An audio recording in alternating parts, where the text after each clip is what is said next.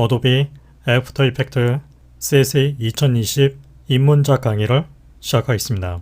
이 강의는 이제 한 번도 애프터 이펙트를 다뤄본 적이 없는 그런 초보자분들을 위해서 애프터 이펙트의 가장 기본적인 작동 개념과 사용 방법을 소개해드리는 목적으로 만들어졌습니다.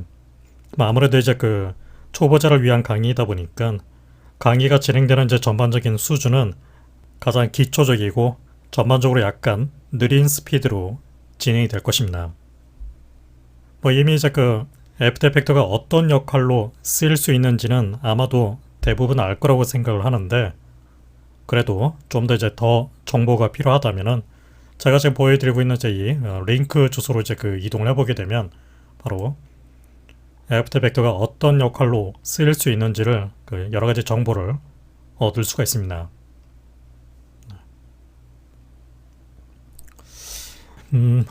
화면에서 보이는 이제 링크 버튼을 통해서 애프터 이펙터를 다운받을 수가 있는데, 일단 그 전에 소프트웨어를 설치하기 위해서 어느 정도의 컴퓨터 사양이 필요한지를 잠깐 체크를 해보겠습니다.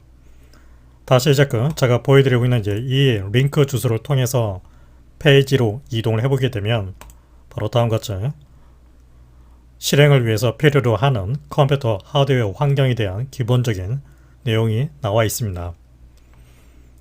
여기서 보게 되면 기본적으로 애프터 이펙트는 윈도우즈 운영체제와 매cin토시 운영체제를 지원하도록 되어 있죠.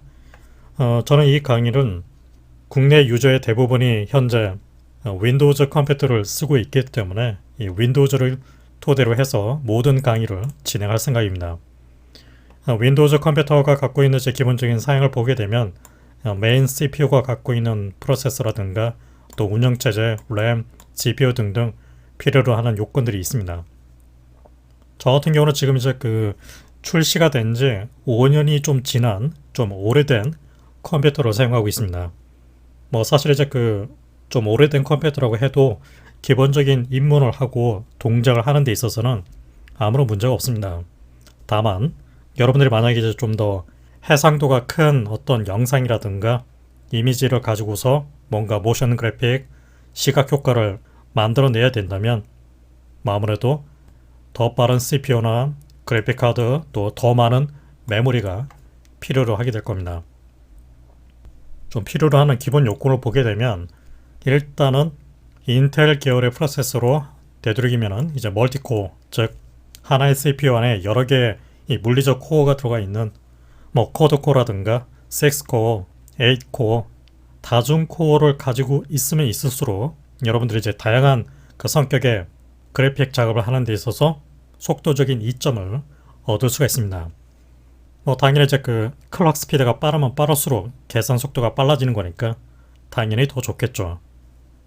램 같은 경우는 이제 최소 16GB가 필요하다고 그러는데 현재 저 같은 경우는 32GB를 사용하고 있습니다.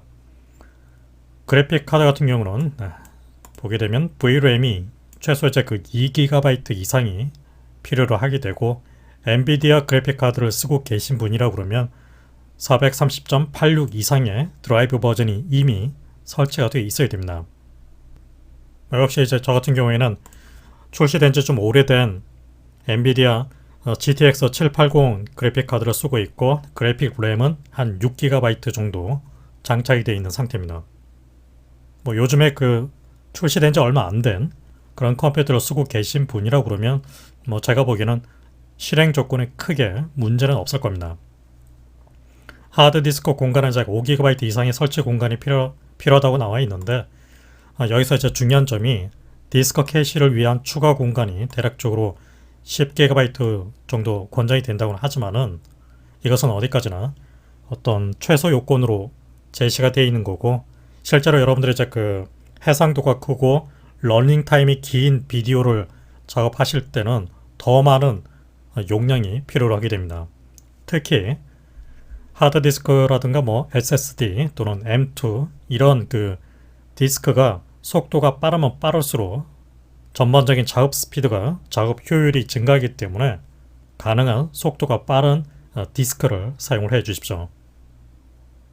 모니터 해상도는 이제 최소 1280, 1080 이상 해상도가 필요하다고 그러는데 요즘에는 최소한 HD 이상의 모니터를 쓰고 있으니까 딱히 문제는 되진 않겠죠. 인터넷 연결은 이제 반드시 여러분들 이제 소프트웨어 서치를 하거나 중간중간 애프터 이펙트 가동을 위한 라이센스를 이제 체크하는 타이밍이 있습니다.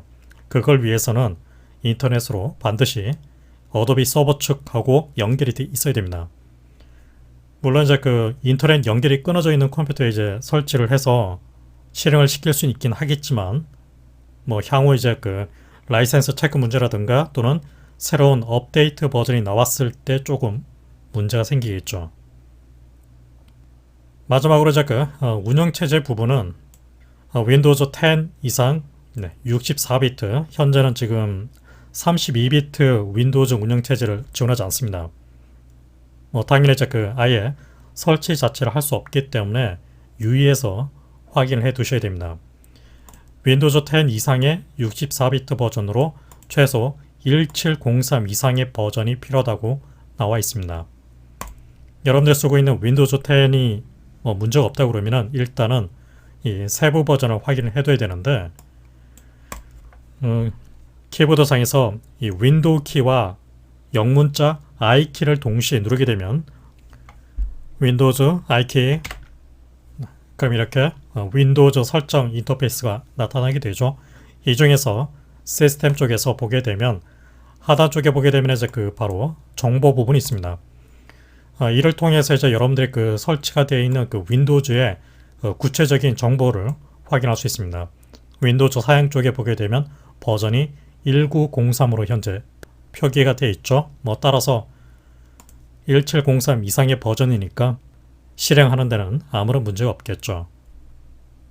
여기서는 이제 키보드라든가 마우스 이런 것에 대해서는 얘기가 나와 있지 않는데, 키보드 같은 경우는 이제 일반적인 표준 키보드를 사용해 주시는 게 좋고, 마우스 같은 경우는 가능한 3버튼 또는 가운데에 휠 버튼이 달려있는 역시 표준적인 스타일로 사용할 것을 권장을 해드립니다.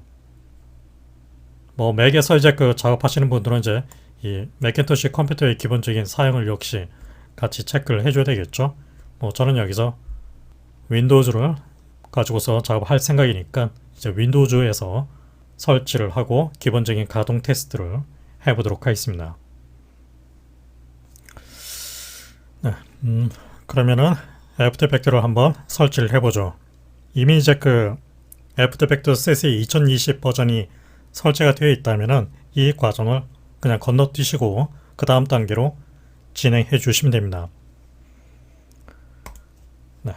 애프터 이펙트 페이지 보게 되면 이제 다운로드 링크가 있죠. 일단은 이제 여러분들이 이 어도비 사이트에 회원 가입이 돼 있어야 됩니다. 저는 이미 회원 가입을 했고 현재 로그인이 되어 있는 상태입니다. 회원 가입을 하시고 로그인을 한 다음에 이제 다운로드 파일을 받아주면 되는데, 기본적으로 이제 이 어도비 소프트웨어 제품들은 월별 단위로 사용 요금을 지불하는 시스템을 사용하고 있기 때문에 바로 이제 하단 쪽에 보게 되면 이제 바로 플랜 설정이 있죠. 사용하는 이제 소프트웨어 개수에 따라서 책정이 되는 한 달의 요금이 각각 다른 식으로 설정이 되어 있습니다. 물론 이제 아직 돈을 지불하지 않고 시험판 버전으로 짧게 사용은 해볼 수 있습니다. 현재 이제 어도비 소프트웨어 제품들은 대략 일주일 정도는 무료로 시험판 버전으로 학습은 할 수 있습니다. 하지만은 7일 이후에는 락이 딱 걸리기 때문에 그 이후에는 정상 실행을 할 수가 없겠죠. 저는 역시 특별한 플랜을 선택해서 이미 돈을 지불한 상태입니다. 아무튼 이 상태에서 애프터 이펙트를 설치를 해보죠. 상단에 있는 이제 다운로드 링크를 통해서 독립 실행 형태로 해서 설치를 할 수도 있겠지만은, 제가 지금 보여드리는 바로 이 크리에이티브 클라우드 데스크탑 애플리케이션을 통해서 설치를 할 것을 권장을 해드립니다. 상단에 있는 다운로드를 통해서 실행을 하게 되면 크리에이티브 클라우드 소프트웨어를 다운받을 수가 있습니다. 바로 크리에이티브 클라우드 셋업 exe 파일을 다운받을 수 있죠. 실행을 해서 먼저 설치를 해줍니다. 사용자 계정 컨트롤 메시지가 이제 나타날 수 있는데 허용하도록 yes를 해주셔야만 정상 설치를 할 수 있습니다. yes. 그러면 이제 크리에이티브 클라우드 소프트웨어 설치 과정이 진행이 되죠. 기본적으로 어도비 소프트웨어 제품들은 크리에이티브 클라우드라는 이 소프트웨어를 통해서 소프트웨어를 설치를 하거나 업데이트를 하거나 또는 여러가지 유료 계정과 같이 묶어서 어떤 라이센스를 관리를 하거나 사용자 계정을 컨트롤하도록 되어 있습니다. 설치가 끝나고 나서 보게 되면 이같이 크리에이티브 클라우드 데스크탑 소프트웨어가 실행이 되죠. 그래서 여러분들이 지금 이 사용하고 있는 컴퓨터 안에 어도비사의 어떤 제품이 설치가 되어 있으면 어떤 제품이 설치되어 있고 또 어떤 버전으로 업데이트를 받을 수 있는지가 그 목록으로 이렇게 나타나게 됩니다. 저는 지금 이제 그 모바일 환경을 위해서 지금 설치를 하는 게 아니기 때문에 바로 모바일 쪽이 아닌 데스크탑 쪽에서 보이는 리스트에서 애프터 이펙트를 선택해서 설치를 해보죠. 보게 되면 이제 애프터 이펙트 버전 17.0으로 지금 표기가 되어 있죠. 이미 제가 쓰고 있는 컴퓨터에는 다른 오래된 버전이 같이 설치가 되어 있는 상태이기 때문에 아마도 업데이트로 표현이 되는 것 같습니다. 초기 설치라고 그러면은 업데이트라고 표시되지 않고 설치라고 나타나게 될 겁니다. 설치를 하기 전에 설치가 되는 이제 그 인터페이스 언어 타입을 영문으로 선택을 해주겠습니다. 애프터 이펙트는 이제 그 한글판 인터페이스 버전이 따로 있어서 초보자 관점에서 보면은 한글 인터페이스로 시작하는 것이 더 쉽지 않나 그렇게 생각할 수도 있습니다. 하지만 저의 개인적인 의견으로는 초보적인 학습을 넘어서서 좀 더 깊게 애프터 이펙트로 공부를 하기 위해서 특히 외국에서 만들어져 있는 어떤 학습 자료, 기술적인 내용을 이해를 해서 뭔가 작업을 진행할 때는 결국 한글판 버전보다는 영문판으로 시작하는 것이 절대적으로 유리합니다. 현재 지금 애프터 이펙트가 갖고 있는 모든 어떤 학습 자료, 기술적인 자료들은 전부 영문으로 제작이 되기 때문에 좀 다소 초기 학습은 좀 힘들겠지만은 그래도 한글 인터페이스보다는 영문 인터페이스로 시작할 것을 적극적으로 권장해 드립니다. 설치 인터페이스를 바꾸기 위해서 바로 이제 그 환경 설정 부분이 있죠. 환경 설정 부분에 보게 되면 이제 바로 앱 부분이 있습니다. 보게 되면 이제 그 기본 설치 언어가 지금 보면 어떻게 되어 있죠? English International 타입으로 선택이 되어 있습니다. 여기서 이제 그 다른 이제 설치 언어를 이렇게 쭉 선택할 수도 있고 보시다시피 한국어도 있죠. 하지만은 저는 여기서 영문판 인터페이스를 기준으로 해서 설치를 하겠습니다. 그래서 English International로 체크가 되어 있는지 확인을 해 주십시오. 완료. 이제 설치 또는 업데이트를 진행합니다. 그럼 이렇게 업데이트 또는 이제 설치 과정을 진행을 해주게 될 겁니다. 설치되는 이제 스피드는 이제 그 여러분들이 쓰고 있는 컴퓨터의 어떤 환경 또 인터넷의 연결 속도에 따라서 좀 다르게 진행될 수 있습니다. 설치 과정이 모두 끝났습니다. 끝나고 나니까 보니까 이제 그 애프터 이펙트 버전 17.0.1 버전으로 확인이 되고 있습니다. 열기 버튼을 통해서 이제 그 바로 실행을 할 수도 있겠지만은 저는 바탕화면에 실행 아이콘을 따로 추가를 해서 실행을 해보겠습니다. 윈도우즈 메뉴를 눌러보게 되면은 바로 이 프로그램 리스트에 보게 되면 A자로 시작되는 그 리스트에 바로 애프터 이펙트 CC 2020 버전이 설치되어 있는 걸 알 수 있죠. 이 실행 아이콘에서 오른쪽 마우스를 클릭하고 있으면은 메뉴가 나타나죠. 이 중에서 자세히 쪽에 보게 되면 파일 위치 열기가 있습니다. 파일 위치 열기. 그러면은 해당 그 실행 아이콘이 존재하는 그 위치를 윈도우 탐색기로 열어주게 되죠. 여기는 이제 그 아이콘 리스트 중에서 애프터 이펙트 2020 아이콘을 컨트롤 키를 누른 상태에서 클릭 드래그 앤 드롭을 하게 되면, 즉 바탕화면으로 복사하기를 해줍니다. 컨트롤 클릭 드래그 앤 드롭. 그럼 이제 실행 아이콘이 복사가 되어 있죠.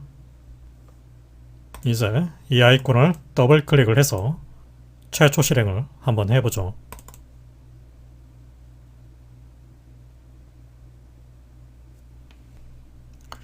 네, 최초 실행을 했을 때 보게 되면 이제 그 설치 앱 언어를 English International로 지정이 되어 있으면은 이와 같이 모든 메뉴라든가 인터페이스의 구성 요소가 영문으로 나타나게 됩니다. 홈 인터페이스에서 일단 X 버튼을 눌러서 화면을 닫아 놓고 보게 되면 이와 같이 각종 인터페이스의 그런 문자 상태가 영문으로 표기가 되어 있고, 메뉴 역시 전부 다 메뉴로 표기가 되어 있죠. 이 중에서 보면 헬프 쪽에 보면 About 애프터 이펙트가 있습니다.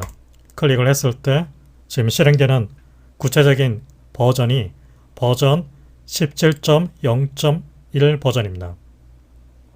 결국 CC 2020 버전이라는 것은 버전 17 버전을 뜻하게 됩니다. 애프터 이펙트에 이 버전 넘버가 붙는 규칙이 있는데, 뒤에 이제 그 0.01 이런 식으로 아주 작은 번호가 붙어 있는 부분이 있죠. 사소한 버그 업데이트가 이루어질 때마다 0.1, 0.2, 0.3 이런 식으로 증가하게 되고, 새로운 기능이 도입이 되면은 17.1, 17.2, 3, 4 이런 식으로 붙게 되도록 되어 있습니다. 아예 이제 그 새로운 버전이 나올 때는 16, 17, 18, 19 이런 식으로 번호가 붙도록 되어 있다는 얘기죠. 아무튼 이제 그 제가 지금 진행하는 이 강의에서는 17.0.1 버전을 일단 스타트를 기준으로 해서 강의를 시작하겠습니다. 다시 이 화면을 한번 클릭하게 되면 사라지게 되죠. 실행된 애프터 이펙트에 대해서 그 약간의 초기 환경 설정을 해줄 필요가 있는데, 상단 메뉴에 보면 바로 에디트 쪽에 보면 프리퍼런스 부분이 있죠. 여기서 제너럴 부분을 선택하게 되면 다음같이 애프터 이펙트를 실행하는 데 있어서 필요로 하는 여러가지 세부 설정 항목을 찾을 수가 있습니다. 뭐 여기서 이제 그 일일이 모든 것을 다 설명할 타이밍은 아니고, 일단 여기서 어피리언스 부분이 있죠. 이 부분에 브라이트니스 값을 잘 바꾸게 되면 전체 인터페이스의 그 색상 밝기를 좀 더 밝게, 더 어둡게 바꿀 수가 있습니다. 디폴트로 했을 때는 뭐 이런 식으로 나타나고 있죠. 저는 이제 그 좀 시각적으로 약간은 밝은 회색을 좋아하기 때문에 대략 한 이쯤으로 선택을 해 놓겠습니다. 밑에 있는 이제 그 하이라이트 컬러 같은 경우는 이제 밝게 빛나는 버튼 부분이 있는데, 그 부분을 얼만큼 어둡게 밝게 표현할 것인지를 선택을 해주는 겁니다. 좀 약간 밝게 해놓겠습니다. 포커스 인디케이터도 역시 어둡고 밝게 따라서 지금 이제 그 인터페이스에 이제 나타나는, 희미하게 나타나는 그 밝기의 농도가 좀 다르게 보이고 있죠. 네, 역시 약간 밝게 조정을 해놓겠습니다. 이 상태를 그대로 반영을 하기 위해서 OK를 눌러줍니다. 네. 첫 실행을 하게 되면 무조건 비어있는 프로젝트가 먼저 생성이 되도록 되어 있는데, 현재 상태에서 보게 되면 바로 untitled project.aep라고 되어 있죠. 애프터 이펙트의 모든 이 작업 관리 내용들은 그 확장자가 aep라고 불리는 파일 안에 담기도록 되어 있습니다. 뭐 아래 한글 문서가 이제 그 확장자가 hwp, 텍스트 파일이 txt 이런 식으로 확장자 형식 이름을 갖고 있죠. 그와 마찬가지로 애프터 이펙트 같은 경우는 aep라고 불리는 확장자에 의해서 모든 작업 내용이 저장이 된다는 얘기죠. 현재는 언타이틀 프로젝트 상태인데 일단 여러분들이 이제 설치한 그 애프터 이펙터가 정상 동작하는지를 기본 테스트를 잠깐 하기 위해서 어떤 비디오 파일을 하나 갖고 와서 재생을 한번 해보겠습니다. 테스트를 위해서 이제 그 인터넷상에서 무료로 배포되고 있는 비디오 파일을 하나 갖고 와서 재생을 해보죠. 제가 지금 보여드리고 있는 그 사이트 주소가 있죠. 바로 pixabay.com인데 이 사이트에서 대부분 무료로 사용할 수 있는 뭐 이미지라든가 벡터 그래픽 또는 비디오 파일을 다운받을 수가 있습니다. 자유롭게 이제 그 좀 더 다운을 받기 위해서는 바로 회원 가입을 해서 받아주시면 됩니다. 저는 여기서 이제 그 비디오 파일을 찾을 생각이기 때문에 이미지 포맷이 아니라 선택을 해서 비디오로 선택을 해줍니다. 그래서 뭐 여러분들이 원하는 한글 또는 영문으로 키워드를 검색해 주시면 되는데 한글보다는 영문이 좀 더 검색 범위가 넓게 지정이 됩니다. 뭐 예를 들어서 C라고 검색을 하게 되면 바다와 관련된 동영상이 검색이 되겠죠. 마우스 커서를 가져다 놓게 되면은 미리 짧게 이렇게 프리뷰 상태를 확인을 할 수 있습니다.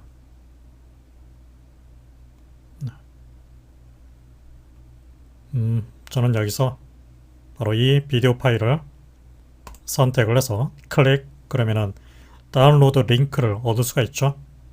라이센스 상태에 따라서 이제 그 무료로 쓸 수 있는 것도 있고 무료로 쓸 수 없는 것도 있으니까 라이센스 상태를 꼭 확인을 해 주십시오. 뭐 가능하다면은 상업적인 목적으로 쓰기보다는 개인적인 학습 목적 그 범위로 쓰는 것이 법적으로 안전하겠죠.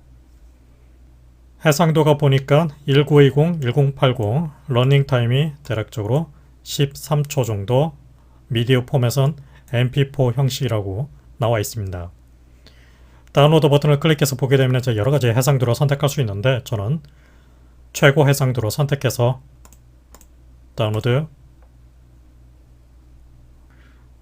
저는 여기서 다른 이름으로 별도로 저장을 해주겠습니다. 저는 여기서 이제 그 앞으로의 어떤 애프터 이펙트 작업을 위해서 별도의 작업 폴더 구조를 따로 생성을 해서 진행을 하겠습니다. 그래서 뭐 특정 하드디스크 드라이브 내에서 이렇게 새로운 폴더를 하나 생성을 해주는 거죠. 애프터 이펙트를 이제 줄여서 그냥 AFX라고 부르기도 합니다. 그래서 AFX CC 2020 언더바 워크라고 해서 새로운 폴더를 만들어 놓고 이 안에 앞으로의 모든 어떤 작업 내용을 다 저장할 생각입니다. 하위에 바로 또 새로운 폴더를 만들어서 비디오 클립이라는 폴더를 만들어 주죠. 뭐 필요하다면 이제 다른 이름을 쓸 수도 있겠지만은 가능하다면 이제 그 한글보다는 영문으로 구성된 폴더 이름을 사용할 것을 권장을 해드립니다. 저는 그냥 간단하게 비디오라고 해서 폴더를 만들고 이 안에 비디오 파일은 모두 저장을 시켜주죠. 저장. 이제 그 해당 폴더를 제 윈도우 탐색기로 열어서 확인을 좀 해보죠. F 드라이브로 이동해서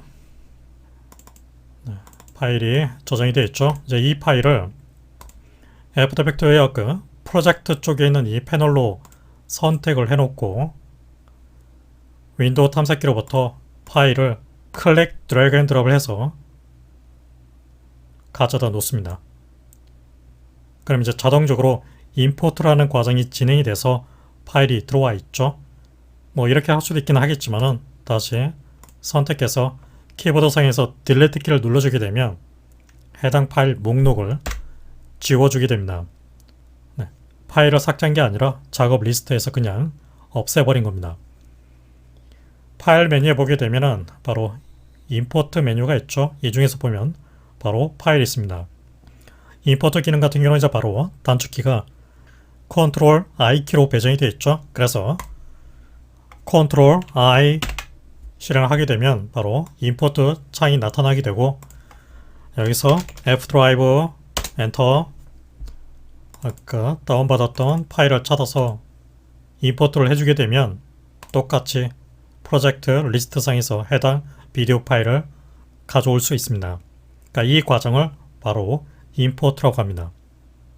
앞으로 여러분들이 이제 그 어떤 비디오 파일, 오디오 파일, 이미지 파일 이런 것들을 이제 가져오실 때 바로 임포트라는 과정을 통해서 가져오시면 됩니다.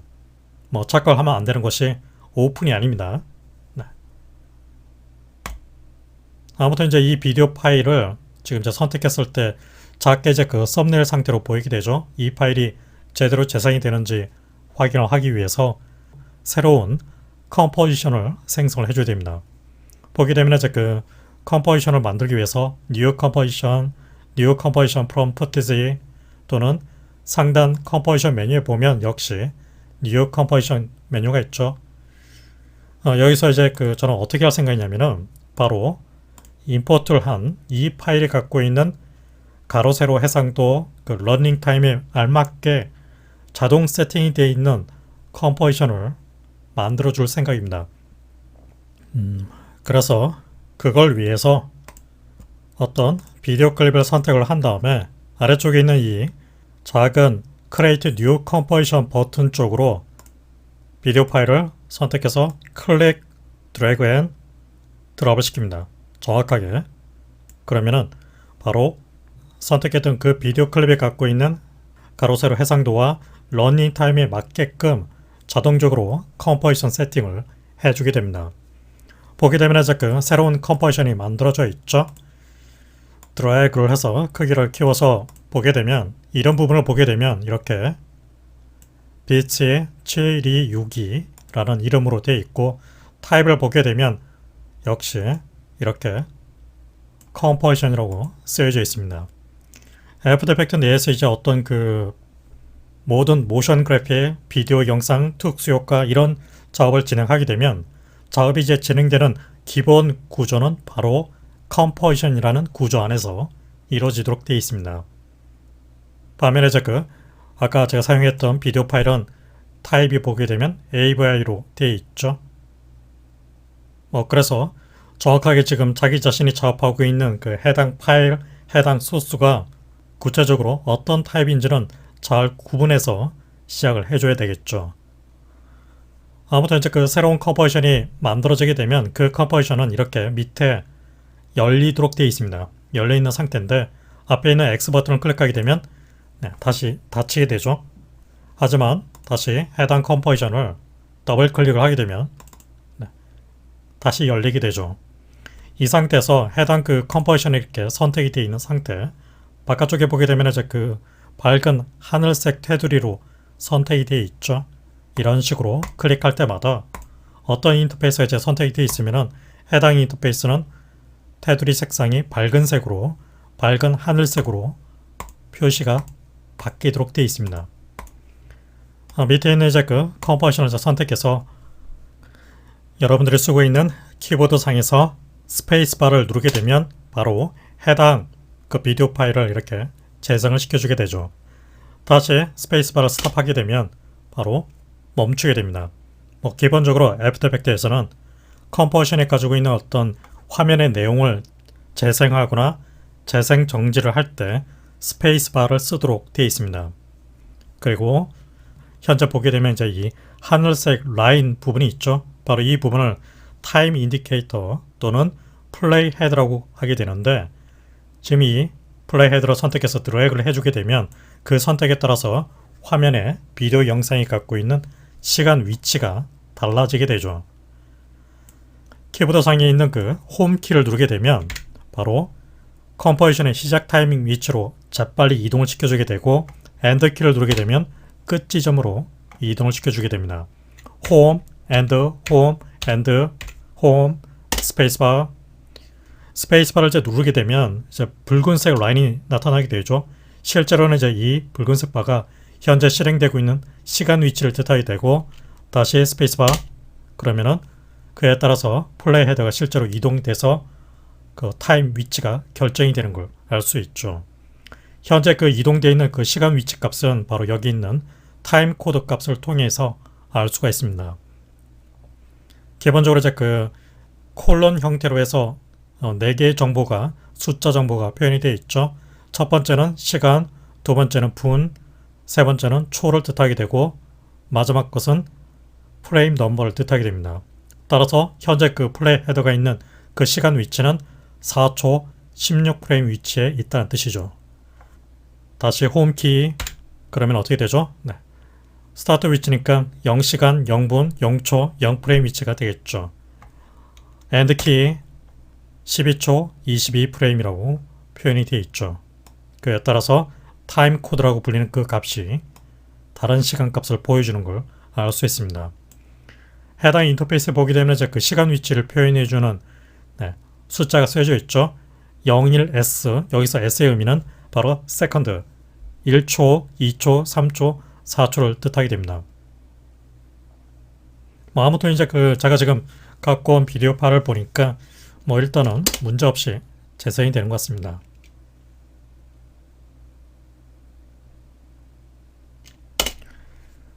하지만 이제 그 현재 애프터 이펙트는 존재하는 모든 비디오 파일 포맷을 다 지원해 주는 게 아닙니다. 나중에 다시 애프터 이펙트에서 작업이 가능한 파일 형식에 관해서 비디오 파일, 오디오 파일, 이미지 파일이 어떤 것이 사용이 가능하고 사용이 불가능한지를 얘기를 할 타이밍이 있겠는데, 일단은 현재 지금 이제 그 일반 소비자 대중들이 가장 많이 쓰고 있는 MP4 확장자를 갖고 있는 이런 H264 기반의 비디오 파일 같은 경우에는 애프터 이펙트에서 특별한 문제 없이 작업을 할 수 있습니다. 동시에 이제 그 JPG라든가 BMP, TIF, TZA 이런 이미지 파일도 역시 똑같이 임포트 과정을 통해서 해당 이미지 파일을 갖고 와서 역시 사용할 수 있습니다.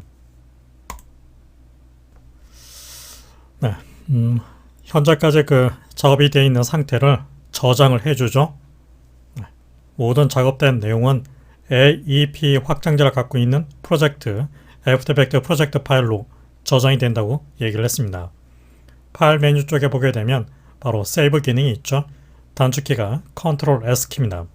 그래서 Ctrl S 그러면은 이제 그 애프터 이펙트 확장자를 이제 애프터 이펙트 프로젝트를 저장할 수 있는데, 저는 아까 만들었었던 그 프로젝트 폴더에 저장을 시켜주겠습니다.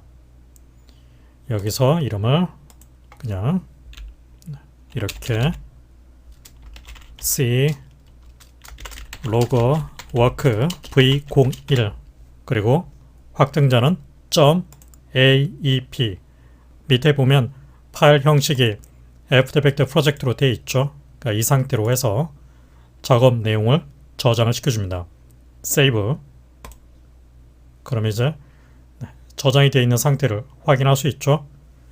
잘 저장이 되어 있는지 체크를 하기 위해서 현재 프로젝트 상태를 닫아주겠습니다.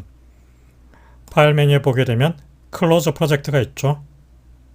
그러면은 현재 열려있는 모든 프로젝트를 닫아주게 됩니다. 다시 아까 저장했던 프로젝트를 오픈을 하기 위해서 파일 오픈 프로젝트 열기 인터페이스 상에서 파일 형식이 바로 애프터 이펙트 프로젝트로 선택이 되어 있는 상태에서 아까 저장했었던 AEP 파일을 AEP 확장자를 갖고 있는 파일을 선택해서 열어줍니다. 열기. 그러면은 아까 제가 세이브를 했었던 그 내용과 그대로 고스란히 잘 저장이 되어 있는 걸 알 수 있죠. 네, 이번 시간에는 여기까지만 작업을 해놓겠습니다. 다음 시간에 계속 이어서 좀 더 깊은 테스트를 이어가도록 하겠습니다. 지금까지 보여드린 과정을 통해서 여러분들도 애프터 이펙트로 설치를 하고 간단하게 비디오 파일을 갖고 와서 이런 재생 테스트를 하시고 프로젝트 파일을 세이브를 해 두시길 바랍니다.